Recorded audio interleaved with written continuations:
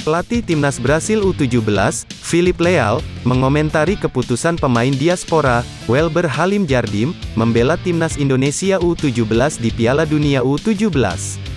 Dia mengaku tak masalah dengan keputusan yang diambil Welber Djardim tersebut. Leal justru memandang positif keputusan yang diambil Welber Djardim. Menurutnya, langkah ini membuat semakin banyak pemain berdarah Brasil yang main di ajang tersebut. Diketahui, Welber Djardim memang memiliki darah Brasil dan Indonesia. Dia mendapat darah Brazil dari sang ayah, Elisangelo Djardim de Jesus.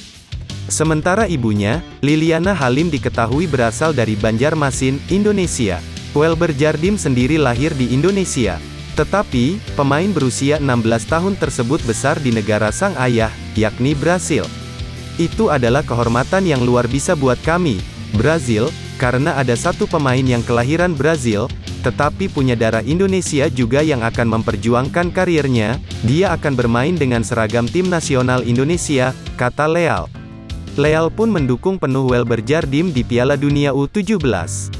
Dia berharap sang pemain bisa tampil maksimal bersama skuad Garuda Asia.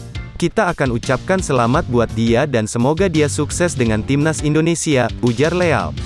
Ya, Timnas Indonesia U17 dan Timnas Brasil U17 sama-sama akan mentas di Piala Dunia U17. Tetapi, kedua tim ini berada di grup berbeda.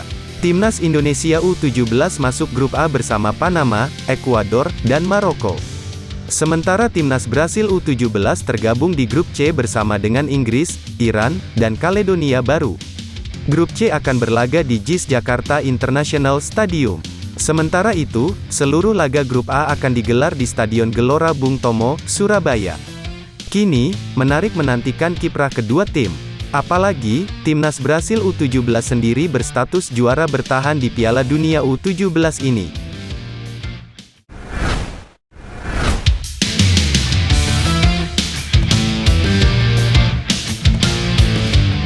Pelatih Sintayong cukup percaya diri dengan materi pemain Timnas Indonesia saat ini.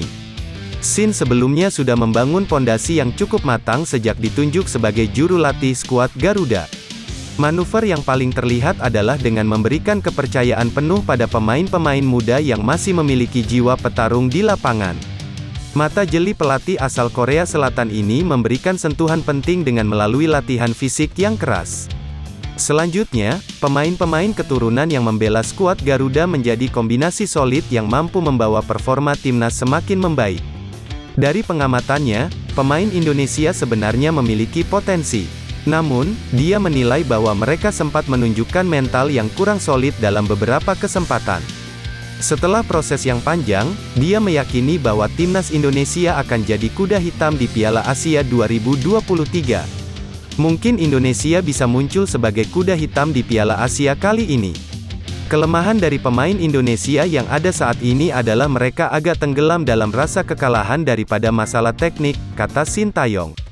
Mental pemain yang jatuh menjadi alasan dalam beberapa laga, skuad Garuda kehilangan kesempatan untuk meraih kemenangan.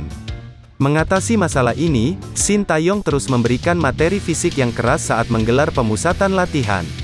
Tujuannya agar mereka bisa terus bermain maksimal selama berada di lapangan. Sintayong juga menyadari bahwa datangnya pemain keturunan membuat moral tim semakin meningkat. Saat berada di lapangan, didikan keras ala Eropa mampu mereka buktikan dan hal ini tentu sangat berpengaruh pada permainan tim. Dia juga menilai bahwa komposisi tim saat ini sudah tidak bisa dipandang remeh tim lawan dan telah menunjukkan kemajuan.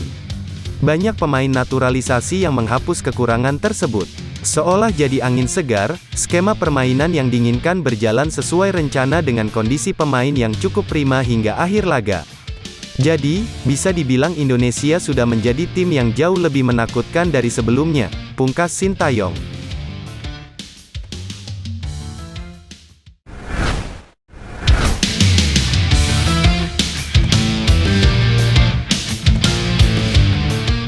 Prestasi Timnas Indonesia asuhan Sintayong mulai diakui di level internasional, tidak terkecuali oleh media Malaysia. Baru-baru ini Sintayong berhasil membawa kemenangan besar bagi Timnas Indonesia di putaran pertama kualifikasi Piala Dunia 2026 zona Asia melawan Brunei Darussalam. Berkat kemenangan itu, timnas Indonesia berhak lanjut ke putaran kedua dan bersaing dengan Irak, Vietnam, dan Filipina. Kemenangan besar timnas Indonesia asuhan Sintayong ini mendapat sorotan khusus oleh media Malaysia, Makan Bola. Media asal Malaysia tersebut menulis sebuah berita yang membahas tentang masa depan timnas Indonesia di bawah asuhan Sintayong. Di dalam berita tersebut, secara terang-terangan mereka mengungkapkan peluang besar timnas Indonesia melampaui Malaysia jelang kualifikasi Piala Dunia 2026. Media Malaysia itu menyoroti kemungkinan timnas Indonesia mengumpulkan banyak poin hingga bisa melonjak hingga 13 peringkat di ranking FIFA menyalip Malaysia. Jika berhasil, maka ini menjadi sejarah baru yang berhasil dicetak timnas Indonesia setelah 11 tahun lamanya. Maka bukan tidak mungkin peringkat timnas Indonesia akan melesat jauh selama kualifikasi Piala Dunia 2026 nanti. Seperti diketahui, kini timnas Indonesia memiliki peringkat paling rendah dibanding Irak, Vietnam, dan Filipina. Menurut media Malaysia tersebut, jika timnas Indonesia berhasil menang lawan Irak dan Filipina, maka besar kemungkinan skuad asuhan Sintayong itu meraih tambahan 31,76 poin dan membuatnya mengumpulkan total 1101,76 poin. Dengan penambahan skor tersebut, timnas Indonesia berpotensi naik ke posisi 132 dunia menyalip jauh Malaysia yang berada di urutan 137.